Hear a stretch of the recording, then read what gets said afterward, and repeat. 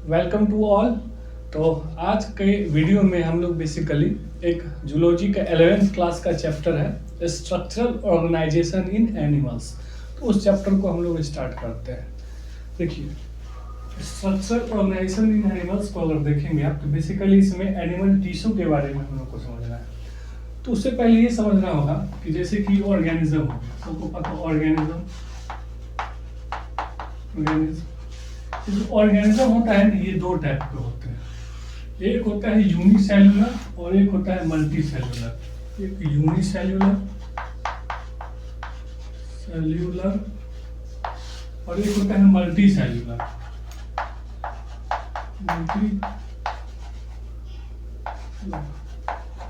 अब समझिए यूनिसेल्युलर का मतलब क्या होता है, मल्टी सेल्युलर का मतलब क्या होता है।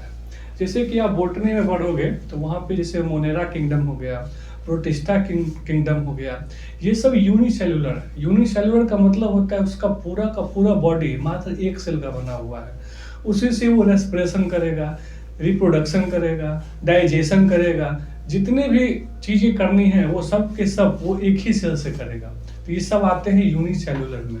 तो इसमें जैसे कि एग्जाम्पल में बात करें, जैसे कि मोनेरा किंगडम हो गया, मोनेरा हो गया, प्रोटिस्टा हो गया, ये सब को बोटनी में आप लोगों को समझ रहे हैं, ठीक है।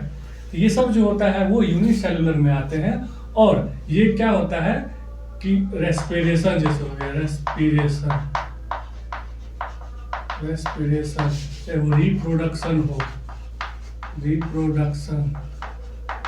चाहे वो डाइजेशन की आप बात करो, डाइजेशन, ये सब के सब जो होते हैं वो done by only one cell. सब के सब, ये सब के सब एक सेल के बने होते हैं और ये सारा काम एक ही सेल के द्वारा करेंगे। ये हो गई यूनिसेल्युलर। अब हम बात करते हैं मल्टी सेल्युलर की। मल्टी सेल्युलर का मतलब होता है कि एक से ज्यादा, दो या दो से ज्यादा ये सेल के बने होते हैं। और ऐसा नहीं है कि ये सेल एक ही काम करेगा, इनके सेल जो होते हैं अलग अलग काम करते हैं, मतलब डिवीजन इसमें होता है। ये नहीं कि सारा सेल एक ही जगह काम करने में लग गया और बाकी का कोई काम नहीं कर रहा है, ऐसा नहीं होता है इसमें। जैसे कि अपना प्लांटियो हो गया, फंजाई हो गया, मैमेलिया हो गया, ये सब इसमें आते हैं मल्टी सेलुलर में। इनका बॉडी एक से ज्यादा सेल का बना हुआ रहता है, ठीक है। इसमें कौन कौन से हो गए, जैसे कि प्लांटियो हो गया, प्लांट किंगडम, ठीक है। उसके बाद देखें तो आपका फंजाई हो गया, मैमल्स हो गए, मैमेलिया,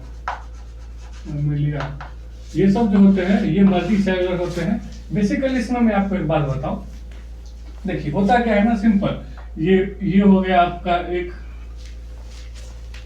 मेल गैमेट यानी कि स्पर्म, और ये हो गया आपका फीमेल गैमेट यानी कि ओवम। ये दोनों ना फर्टिलाइज कर जाते हैं। बेसिकली मैं मल्टी सेलुलर की बात करता हूँ। ये दोनों फर्टिलाइज करके यहाँ बना लेते हैं, ये कर गए फर्टिलाइजेशन।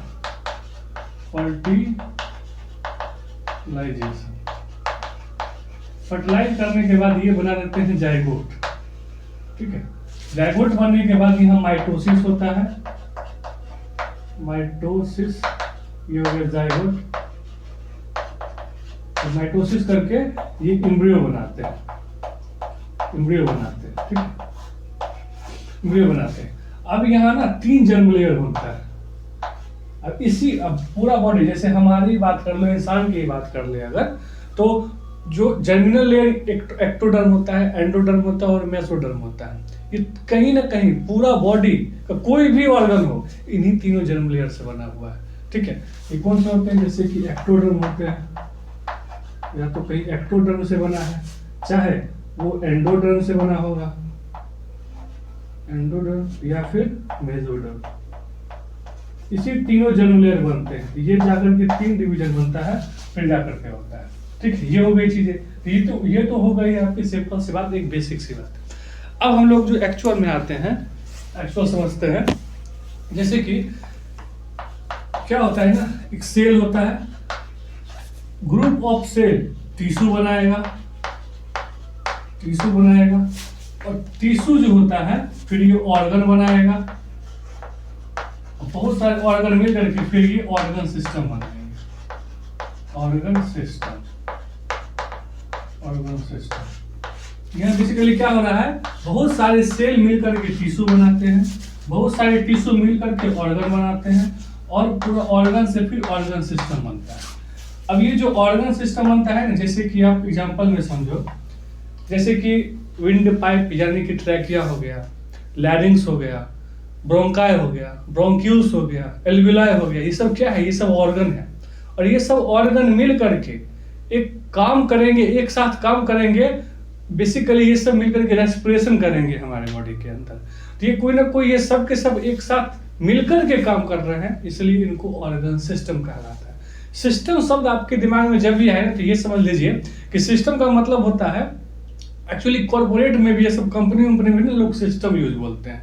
सिस्टम मतलब बहुत सारा आदमी है, सब अपना अपना काम कर रहा है, सबका अपना अपना काम है, सब अपना अपना काम करेगा, और बेसिकली वो एक एम है उन लोगों का। सब काम तो कर रहा है अलग अलग, लेकिन उनका जो मेन मोटो है, चाहे अगर सेल वाली कंपनी वो सेल करती है तो वो सेल करना काम, सब अपना अपना सबका काम बटा हुआ है, लेकिन उसका आखिरकार मोटो क्या है, कंपनी को बढ़ाना, कंपनी का ग्रोथ देना।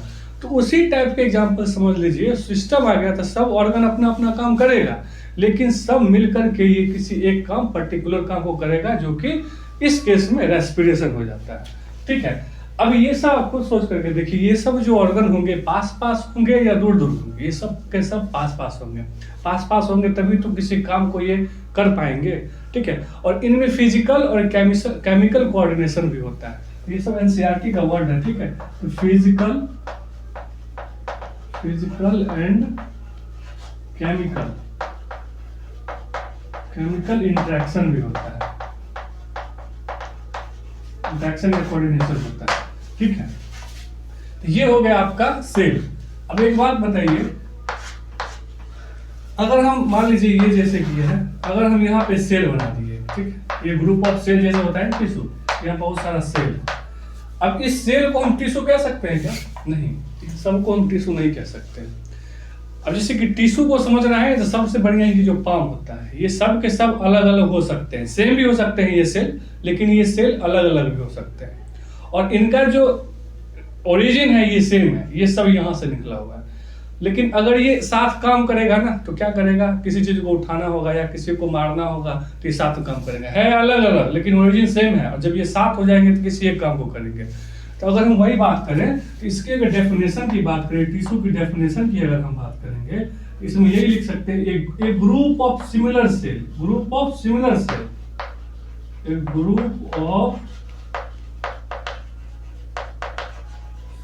Cell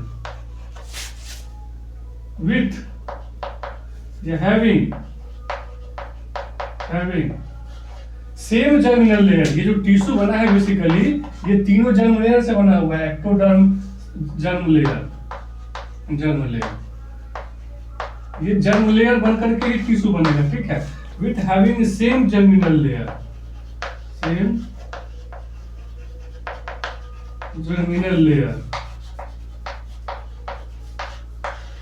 with same jurminal to work to perform a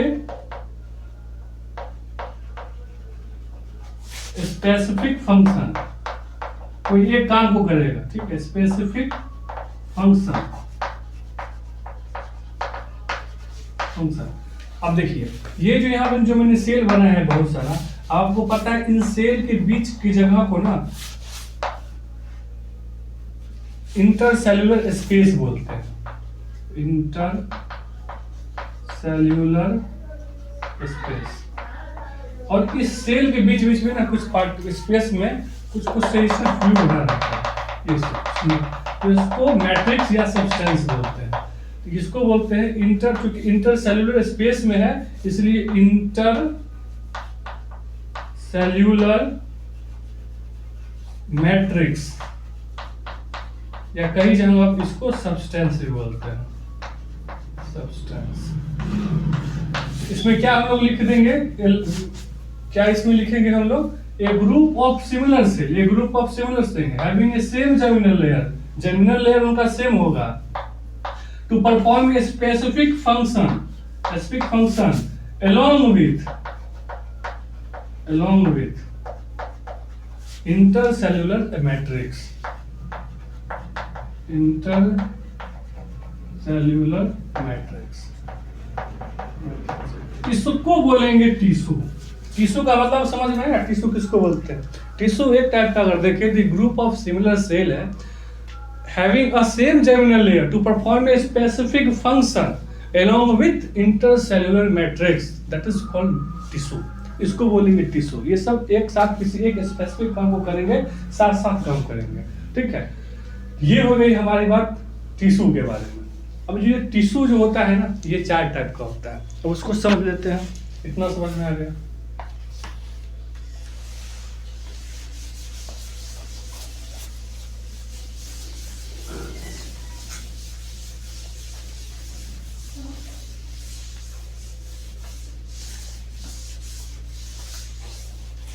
जो टिश्यू होता है वो 4 टाइप का होता है। Tissue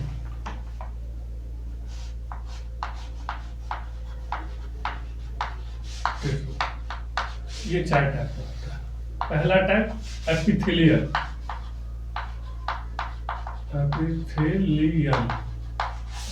tissue. दूसरा होता है इसमें कनेक्टिव टिश्यू। तीसरा होता है muscular tissue.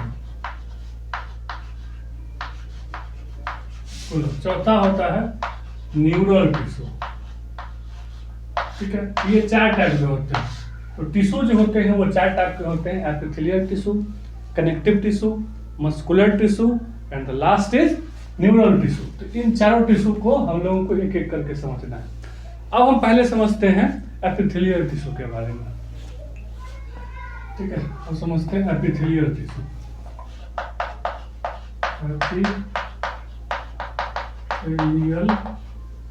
Epithelial tissue, okay.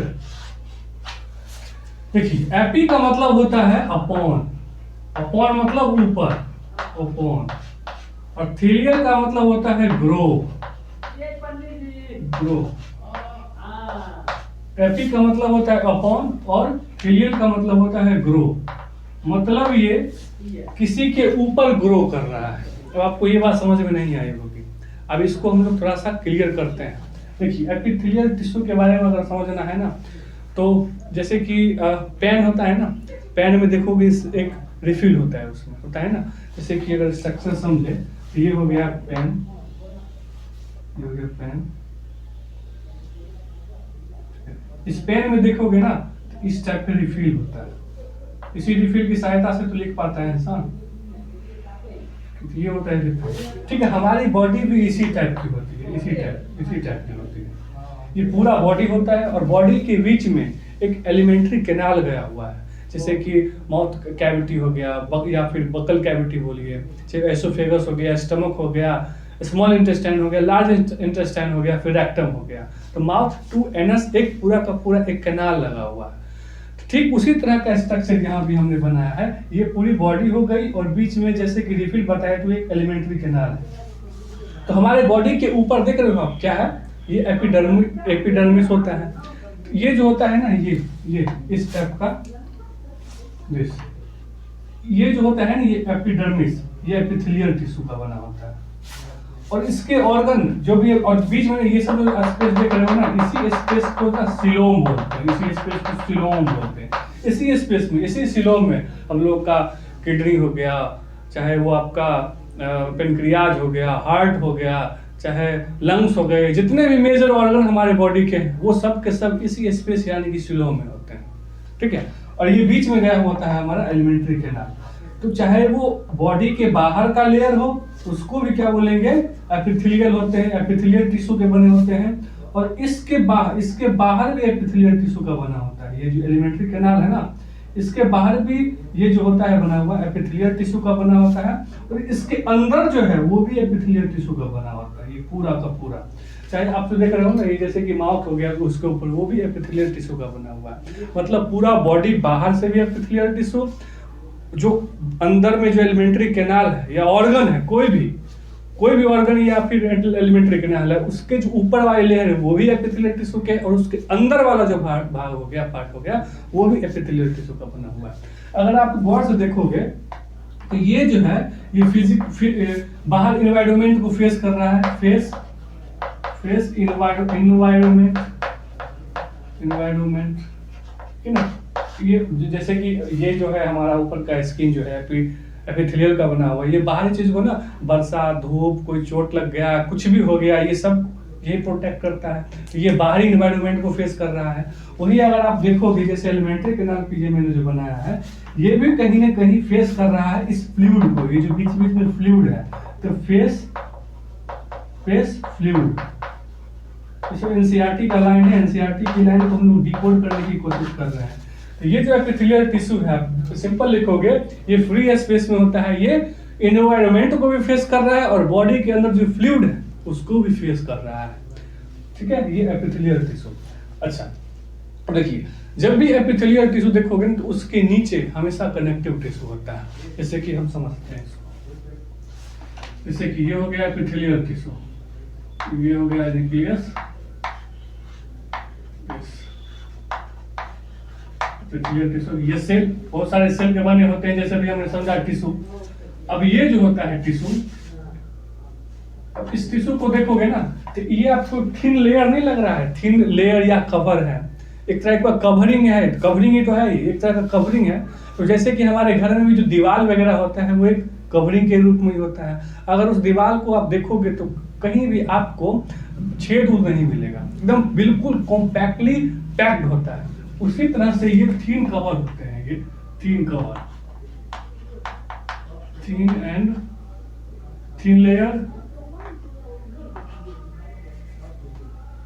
थीन लाइन बोल लीजिए इसको, थीन लाइन एंड कवर, ठीक है।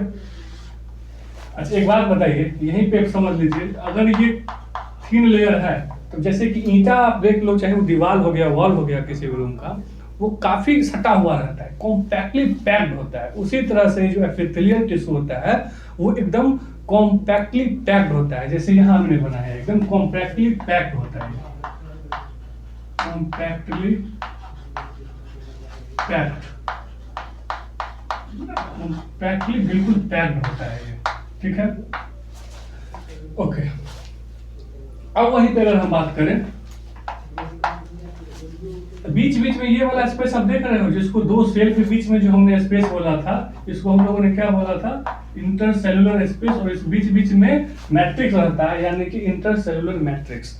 तो जब ये इतना सटा सटा है, कॉम्पैक्टली पैक्ड एकदम बिल्कुल ही है, तो इसमें आपको लगता है कि काफी ज्यादा हो सकता है इंटरसेलुलर मैट्रिक्स, नहीं, ये बिल्कुल सब पास पास है, इसमें एकदम मिनिमल, एकदम लिटिल क्वांटिटी में इंटरसेलुलर मैट्रिक्स होगा। तो मतलब it has little intercellular matrix, बिल्कुल कम से कम इसमें इंटरसेल्युलर मैट्रिक्स होगा, ठीक है। ओके, देखिए इसका आप देखिए, ये जो होता है ना, एक होता है यहाँ पे कनेक्टिव टिश्यू, ये कनेक्टिव टिश्यू। अब एक बात आप याद कर लीजिए, एकदम बिल्कुल ही याद कर लीजिए, हर एपिथेलियल टिश्यू के नीचे कनेक्टिव टिश्यू होता है। जहां जहां भी एपिथेलियल टिश्यू है हमारी बॉडी के अंदर, उसके नीचे कनेक्टिव टिश्यू पर मिलेगा ही मिलेगा, 100% मिलेगा, ठीक है। अब इस यहाँ जो सेल होता है ना, काफी दूर दूर होता है, यहाँ काफी दूर दूर होता है, काफी दूर दूर होता है, काफी दूर दूर होता है। अच्छा एक बात बताइए, यहाँ पे अगर इतना कॉम्पैक्टली पैक्ड ये सेल है, तो यहाँ पे आपको लगता है कि जो हमारा बॉडी का जो वेसल्स है, यानी कि ब्लड वेसल्स है, इस कनेक्टिव टिश्यू, इस एपिथेलियल टिश्यू तक पहुंच पाएगा? इतना ज्यादा कॉम्पैक्ट है ये कि इस ब्लड वेसल्स इसमें आ ही नहीं सकता है। अब आपके दिमाग में क्वेश्चन आएगा, ब्लड वेसल्स यहाँ क्यों आएगा? अरे भैया ये सेल है, इसको तो सेल ब्लड की जरूरत है, ब्लड के सहारे ही तो O2 आता है, न्यूट्रिएंट्स आता है, चाहे वो आपको वेस्ट मटेरियल आपका बॉडी हो, चाहे कार्बन डाइऑक्साइड हो, सेल से फिर जाएगा, तो ब्लड वेसल्स तो होना जरूरी है। तो यहाँ पे कैसे करेंगे? तो यहाँ पे बेसिकली क्या होता है, ये ब्लड वेसल्स होते हैं ना, वो इसी में होते हैं, इस कनेक्टिव टिश्यू के पास होते हैं, इसी कनेक्टिव टिश्यू में ब्लड वेसल्स रहे होते हैं, ठीक है। ये ऑक्सीजनेटेड ब्लड होता है इसमें, ठीक है। और वही अगर देखेंगे तो यहाँ आपका हो जाएगा ये ये क्या है, ये हो जाएगा इसमें वेन, ठीक है। ओके, मतलब कि ऑक्सीजन आया और इस ऑक्सीजन इस ब्लड वेसल्स के सहारे वो क्या करेगा, यहाँ पे छोड़ देगा। और अब देखिए कहीं भी होता है ना, अब गौर से देखिए आप, अगर अपने हाथ को एग्जांपल में, अगर आपका बॉडी में ऊपर से हल्का कट लग गया होगा ना, कभी कभार तो देखे होंगे उसमें से ब्लड नहीं निकलता है, क्योंकि वो एपिथेलियल टिश्यू है, क्योंकि वहाँ ब्लड नहीं आवा रहता है। अब बोलिएगा कि यहाँ जब आया ही नहीं रहता है, ये जब ये ब्लड वेसल्स जो है सेल के अंदर जा ही नहीं पाएगा, घुस ही नहीं पाएगा, तो यहाँ पे इसको ऑक्सीजन कैसे मिलेगा, ब्लड कैसे मिलेगा, तो सिंपल डिफ्यूजन से मिलता है, ठीक है। सिंपल डिफ्यूजन का मतलब होता है कि जैसे कि यहाँ आपने सेंट मारा और देखते हैं पूरे इन्वायरमेंट में वो फैल जाता है। जैसे कि आप कोई इंक ले लो, चाहे उजाला देखते होंगे आप, 4 बूंदों वाला उजाला, नील जो होता है, उसको पानी में आप थोड़ा सा डालो वो पूरा फैल जाएगा। या फिर कोई लाल रंग कलर, पीला रंग का कलर अगर आप पानी में डालोगे तो वो पूरा फैल जाएगा, उसको बोलते हैं डिफ्यूजन। अब इसमें डिफ्यूजन का मतलब होता है हाई टू लो कंसंट्रेशन, मतलब कोई भी चीज यहाँ ज्यादा है वहाँ कम है तो वो हाई टू लो चला जाएगा, तो यही होता है। अब यहाँ ऑक्सीजन यहाँ ज्यादा होता है, इस सेल में कम है, सिंपल डिफ्यूजन से high to low concentration oxygen जहाँ कम है वहां की ओर चला जाएगा। फिर कार्बन डाइऑक्साइड इस सेल में ज्यादा होगा, इस ब्लड वेसल्स में कम होगा, तो वो हाई टू लो आ जाएगा। इसी के माध्यम से यहाँ पे O2 हो गया, इसी के माध्यम से CO2 हो गया, वो वापस आ जाता है इस सेल की मदद से और O2 चला जाता है इस सेल की मदद से, ठीक है। तो ये हो गया कनेक्टिव टिश्यू। अब ये जो होता है ना, अब ये एक और बात यहाँ लिख लीजिए, मतलब जो ये एपिथेलियल टिश्यू होता है वो एवास्कुलर होगा। एवास्कुलर मतलब उसमें वेसल्स नहीं होगा, तो ये एवास्कुलर होगा, एवास्कुलर होगा, ये एकदम याद रखिए, ये एवास्कुलर होगा, ठीक है। अब एवास्कुलर का मतलब क्या होता है, इसमें वेसल्स नहीं होगा, ओके। अच्छा, ये एपिथेलियल देखते होंगे, ये जो एपिथेलियल टिश्यू होता है ना, कटेगा, फटता रहता है, चूंकि एनवायरनमेंट को फेस कर रहा है तो कुछ ना कुछ होता रहता है। आप कभी कोई काफी हार्ड चीज को अगर खा लो तो आपका देखते हैं पूरा कट टूट भी जाता है, तो हमेशा कटने उठने का हमेशा निशान होता है। तो इसके लिए इसको ना काफी ज्यादा हाई रिजेनरेशन इसमें होना चाहिए, ताकि अगर कोई भी नुकसान हो तो जल्दी से वो रीजनरेट हो जाए। तो हाईली रीजनरेशन होता है कि इन चारों टिश्यू में, इस चारों टाइप की जो टिश्यू है, इन चारों में सबसे ज्यादा हाई रिजेनरेशन पावर इस एपिथेलियल टिश्यू में होता है। तो हाई रीजनरेशन पावर, इसको भी याद, हाई रीजनरेशन, हाई रीजनरेशन, ठीक है, इसमें होता है, किसमें, एपिथेलियल टिश्यू में। अब हम बात कर रहे थे कि ये हो गया हमारा एपिथेलियल टिश्यू, और नीचे हमने बना दिया कनेक्टिव टिश्यू। ये कनेक्टिव टिश्यू है, कनेक्टिव टिश्यू, कनेक्टिव टिश्यू मतलब जहां भी एपिथेलियल टिश्यू होगा उसके नीचे कनेक्टिव टिश्यू होगा। और इसी कनेक्टिव टिश्यू में हमारे ब्लड वेसल्स यानी कि आर्टरी और वेन गए होंगे, और उसी से O2 CO2 का एक्सचेंज हो जाएगा with the help of simple diffusion, high to low concentration. अब देखिए यहाँ पे क्या होता है। अब ये जो होता है ना एपिथेलियल टिश्यू, ये हमेशा ना एक टाइप का ना, एक टाइप का ना लेयर बना के रखता है, लेयर, ये लेयर बना देता है, ये लेयर बनाता है। और ये भी जो ये टिश्यू है ये भी एक तरह से लेयर बनाता है, ठीक है। ये ग्लाइकोप्रोटीन के होते हैं, मतलब ये जो होता है ये जो मेड बाय, इसको बोलते हैं बेसमेंट मेम्ब्रेन। पहले ये समझ लीजिए, बेसमेंट मेम्ब्रेन, बेसमेंट मेम्ब्रेन, इसको बोलते हैं बेसमेंट मेम्ब्रेन। ये जो एपिथेलियल टिश्यू है वो भी एक लेयर बनाता है, और ये जो कनेक्टिव टिश्यू है ये भी एक लेयर बनाता है, और दोनों जो मिल जाते हैं उसको बोलते हैं बेसमेंट मेम्ब्रेन। ये आपको हर जगह मिलेगा, कोई भी टिश्यू हो उसके नीचे बेसमेंट मेम्ब्रेन होगा। और ये जो होता है it is made by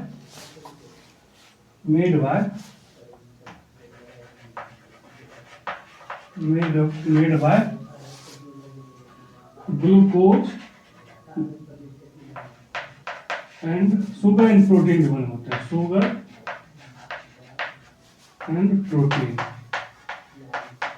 sugar और प्रोटीन का बना होता है ये बेसमेंट मेम्ब्रेन, ठीक है। ये याद रखें, ये किसी सेल का बना होता है, नॉन सेलुलर होता है, ये सेल का नहीं होता है बेसमेंट मेम्ब्रेन, ये बना होता है शुगर और प्रोटीन का। तो ये हो गया अपना बेसमेंट मेम्ब्रेन। अब ये हो गया फ्री स्पेस, फ्री स्पेस है ना, ये किसी चीज को कर ही नहीं रहा है वो, ठीक है। ये ऊपर वाला जो क्षेत्र हो गया है ये फ्री स्पेस है, और नीचे बेसमेंट मेम्ब्रेन है, और उसके टिश्यू कनेक्टिव टिश्यू, उसके नीचे कनेक्टिव टिश्यू है। तो इसलिए मैंने यहाँ पे आपको बोला था अपॉन ग्रो, मतलब एपिथेलियल को एपिथेलियल इसलिए कहा जाता है कि क्योंकि ये जो ग्रो कर रहा है ये बेसमेंट मेम्ब्रेन के ऊपर ग्रो कर रहा है, ये किसी न किसी के ऊपर ग्रो कर रहा है, that's why it's called epithelial. Epithelial का मतलब वो किसी ऊपर किसी के ग्रो कर रहा है, और बाहर जो है वो फ्री स्पेस है, और नीचे देखिए फ्री स्पेस नहीं है, नीचे बेसमेंट मेम्ब्रेन है, ऊपर जो है वो फ्री स्पेस है। तो this is about epithelial tissue. अब और समझते हैं एपिथेलियल टिश्यू के बारे में। एपिथेलियल टिश्यू जो होते हैं ना, वो भी जो होते हैं ना दो टाइप के होते हैं, उसको हम लोग पर समझ लेते हैं।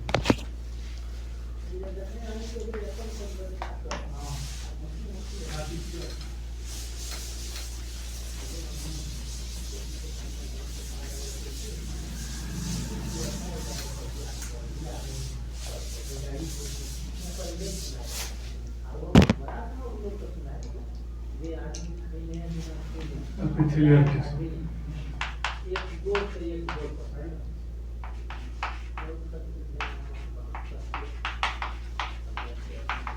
एपिथेलियल टिश्यू, ठीक है।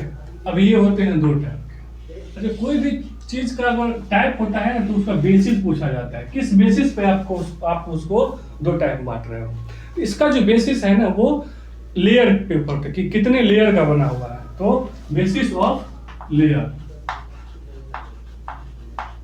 बेसिस ऑफ लेयर, कितने लेयर का बना होगा ये, उसके बेसिस पे आप उसको डिवाइड कर रहे हैं। तो वो दो टाइप पे हम इसको बांटेंगे। पहला बांटेंगे सिंपल। सिंपल क्यों बोलेंगे? क्योंकि ये एक सेल का बना होता है, एक ही लेयर होता है, वन लेयर, वन लेयर का होता है, इसलिए इसको बोलेंगे सिंपल। अब सिंपल है तो यहाँ पे हो जाएगा मल्टी लेयर, मतलब कंपाउंड, कंपाउंड। इसमें क्या हो जाएगा? मल्टीपल लेयर, सिंपल और मल्टीपल लेयर,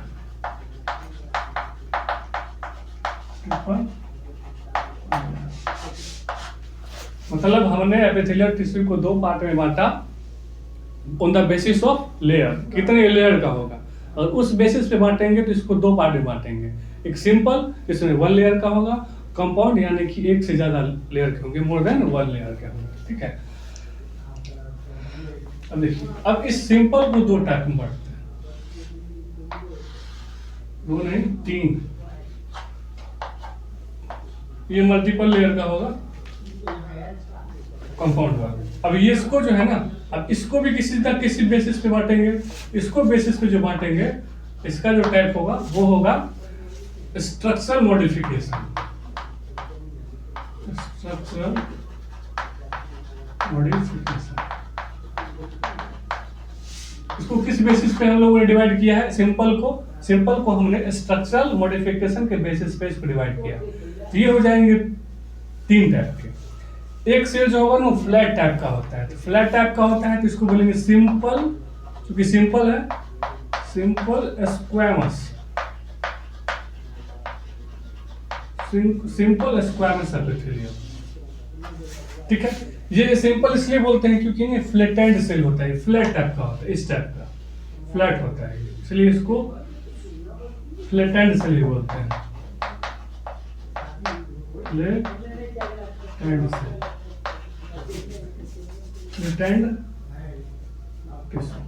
फ्लैटेंड सेल बोलिए, फ्लैटेंड सेल, ये फ्लैटेंड होता है। वहीं पे अगर आप देखोगे तो ये जो होता है ये क्यूबॉइडल होता है, क्योंकि इसका शेप जो है क्यूब टाइप, इस टाइप का होता है, इसलिए ये सिंपल है, ये हो जाएगा cuboidal epithelium, cuboidal epithelium, cuboidal epithelium, क्योंकि इसका जो स्ट्रक्चर होगा क्यूब टाइप का होगा, ठीक है। अब तीसरा हो जाएगा इसमें, अब इसका जो होता है ना कॉलम टाइप का बना होता है, इस टाइप का होता है, इस टाइप का, इस टाइप का कॉलमनार या फिर सिलेंड्रिकल शेप का होता है, इसलिए इसको बोलेंगे columnar, columnar epithelium, columnar epithelium. तो हमने 3 टाइप को देख लिया, सिंपल को 3 टाइप में बांट लिया है, यानी कि सिंपल स्क्वैमस, क्यूबॉइडल एपिथेलियम और कंपाउंड एपिथेलियम, ठीक है, या फिर आप उसको स्क्वैमस एपिथेलियम भी बोल सकते हैं। अब ये कॉलम शेप का होता है इसलिए हमने कॉलमनार बोल दिया, कॉलमनार, और ये क्यूब शेप का होता है इसलिए क्यूबॉइडल एपिथेलियम, और ये स्क्वैमस यानी कि फ्लैट सेल होता है इसलिए इसको स्क्वैमस एपिथेलियम हमने कहा। अब देखिए इसमें जो ना थोड़ा सा फ्लैट टाइप का रहता है, तो इसका भी न्यूक्लियस भी जो होता है ना फ्लैट टाइप का होता है। तो न्यूक्लियस इज आल्सो फ्लैटेड, ठीक है। अभी इसको ना टेसिलेटेड भी बोलते हैं, टेसिलेटेड मतलब इसी टाइप का होता है, सिंपल स्क्वैमस को टेसिलेटेड भी बोलते हैं, ठीक है, ओके। अच्छा, इसमें ना क्या होता है ना कि डिफ्यूजन बाउंड्री होता है, डिफ्यूजन बाउंड्री। अब इसमें देखिए, इसमें जो न्यूक्लियस होता है ये होता है बीच में, ठीक है। तो ये क्या क्यूब लाइक स्ट्रक्चर होता है, क्यूब लाइक स्ट्रक्चर, जैसे हमने बात करी अभी, स्ट्रक्चर क्यूब लाइक स्ट्रक्चर होता है। न्यूक्लियस इज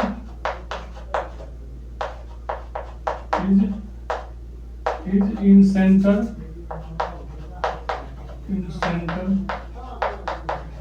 न्यूक्लियस इसका सेंटर पे होता है। इसका जो न्यूक्लियस होता है ना थोड़ा सा नीचे हो जाता है और लंबा हो जाता है, इसका जो होता है बेसल न्यूक्लियस, इसका जो न्यूक्लियस होता है वो बेसल हो जाता है, किसका, कॉलमनार का, ठीक है। अभी जैसे हमने बात करी ये डिफ्यूजन बाउंड्री बनाता है, इसमें क्या होता है कि ये डाइजेशन और एब्जॉर्प्शन करता है, क्योंकि एब्जॉर्प्शन और सिक्रेशन करता है, secretion and absorption, secretion and absorption, ये भी वही करेगा। सिक्रेशन एब्जॉर्प्शन इसलिए बोलते हैं ना क्योंकि ये कुछ इसके ये जो सेल होता है ना, ये टिश्यू होता है, ये एब्जॉर्ब भी करता है और कुछ सिक्रेट भी करता है, ये क्यूब लाइक वाला यानी कि क्यूबॉइडल वाला भी और कॉलमनार वाला भी, इसलिए इसको सिक्रेशन और एब्जॉर्प्शन इसमें होता है,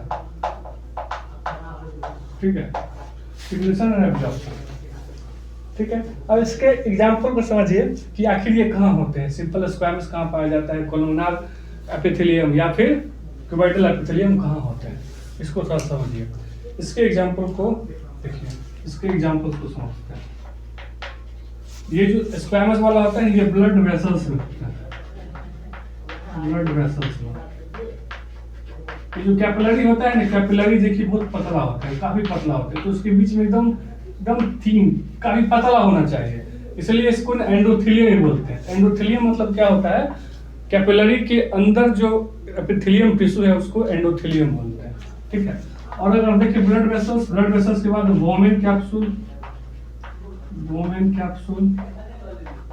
इसको नेफ्रॉन वाले चैप्टर में पढ़ेंगे वोमेन कैप्सूल को और डिटेल में, और एक एल्विलार, ठीक है, एयर सैक भी बोलते हैं इसको, रेस्पिरेशन में हम लोग समझेंगे लंग्स में होता है, ठीक है। अच्छा, अभी क्यूब लाइक स्ट्रक्चर यानी कि क्यूबॉइडल एपिथेलियम का एग्जांपल अगर याद करें तो ये होता है पीसीटी, ये भी नेफ्रॉन में होता है, डीसीटी, ठीक है। इन सब के बारे में हम डिटेल से समझेंगे आगे चैप्टर में, पीसीटी, डीसीटी, और जो एक होता है इसमें glands of duct of gland, और जो ये जो ओवरी होता है, टेस्टिस होता है, उसके अंदर जो पाया जाता है ना क्यूबॉइडल एपिथेलियम होता है, ठीक है। उसके germinal layer of ovary and testis, ठीक है। और एक थायराइड ग्लैंड होता है ना, उसके अंदर ना जो ग्लैंडुलर पार्ट को कट करेंगे, अगर ट्रांसवर्स सेक्शन करेंगे तो उसके अंदर कुछ फॉलिकल होते हैं, उस फॉलिकल के अंदर भी एपिथेलियम यानी कि क्यूबॉइडल एपिथेलियम होता है। तो थायराइड फॉलिकल, थायरॉइड फॉलिकल। तो ये जो सिंपल स्क्वायमस एपिथेलियम है, ये ब्लड वेसल्स में मिलेगा आपको, यानी कि एंडोथेलियम जिसको बोलेंगे कैपिलरी में, वोमेन कैप्सूल में, एल्विलाई में। वहीं पर क्यूबाइडल एपिथेलियम जो होता है वो पीसीटी में मिलेगा आपको, डीसीटी में मिलेगा आपको, डक्ट ग्लैंड्स के डक्ट में मिलेंगे आपको, चाहे वो आपका germinal layer of ovary, testis या फिर थायराइड के जो फॉलिकल होते हैं उसमें। अब कोलोनार एपिथेलियम के एग्जांपल्स को अगर समझें तो इसका एग्जांपल्स होता है